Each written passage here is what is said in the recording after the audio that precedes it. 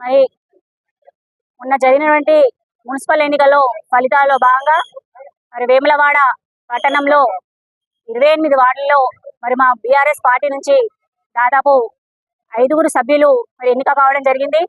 మరి ఆ ఎన్నికలలో ఈరోజు మా పార్టీ నుంచి ఎన్నికైన సభ్యులు మరి స్వచ్ఛందంగా మా బీఆర్ఎస్ పార్టీ నుంచి గెలిచినామని చెప్పిన సందర్భంలో మరి ఇక్కడ నుండి గౌరవ వేములవాడ నియోజకవర్గ స్థానిక శాసనసభ్యులు ప్రభుత్వ వైపు ఆర్ శ్రీనివాస్ గారు మరి వారిని ఒక ప్రలోభానికి గురి చేసి మరి మా పార్టీ నుంచి గెలిచిన అభ్యర్థిని 21 వార్డు కౌన్సిలర్ అయినటువంటి నరాల శేఖర్ గారిని మరి మీరు మా పార్టీలోకి వస్తే వైస్ చైర్మన్ పదవి ఇస్తాను అని ఒక ఆశ చూపి ఒక ప్రలోభానికి గురి చేసి ఈరోజు ప్రభుత్వం విప్ అయి ఉండి ఒక రాజ్యాంగాన్ని విప్పులో జారీ చేసే విధంగా ఒక రాజ్యాంగాన్ని తక్కువ చేసే విధంగా ఈరోజు విప్ గారు ప్రవర్తించడం చాలా శోచనీయం.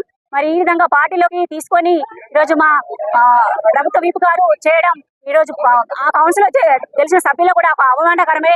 ఎందుకంటే మా పార్టీలో స్వచ్ఛందంగా గెలిచి ఈరోజు ప్రజలు మెజార్టీ ఇవ్వడం జరిగింది. మరి పట్టణంలో 28 వార్డులు ఉంటే మరి దాదాపు అధికార కాంగ్రెస్ పార్టీ అని చెప్పుకుంటే వాళ్ళకి కనీసం 14-15 సీట్లు కూడా రాలే.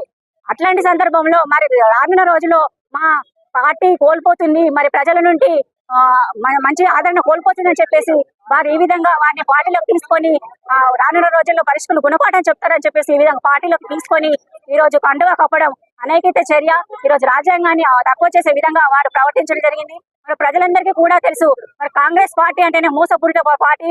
ఈరోజు సంక్షేమం లేదు, అభివృద్ధి లేదు, ఈరోజు కట్టడి మట్టి కూడా ఎత్తింది లేదు. అందులోనూ మరి ఈ విధంగా చేస్తే మరి మా పార్టీ చైర్మన్ చెప్పుకోవచ్చు, వైస్ చైర్మన్ చెప్పుకోవచ్చు అని అనుకుంటున్నారు. మరి వేములవాడ పట్టణ ప్రజలు విజ్ఞులు, చైతన్యవంతులు, ప్రజలందరూ కూడా తెలుసు మరి ఏ విధంగా వీరు వెళ్తున్నారు, ఏ విధంగా చేస్తున్నారు. ఒక విప్ అయి ఉండి కూడా ఈ విధంగా ప్రవర్తించడం చాలా ఘోరమని కూడా ప్రజలందరూ కూడా చర్చిస్తున్నారు. ఈరోజు సంక్షేమం ప్రతి ఒక్కరింటికి రాలేదు.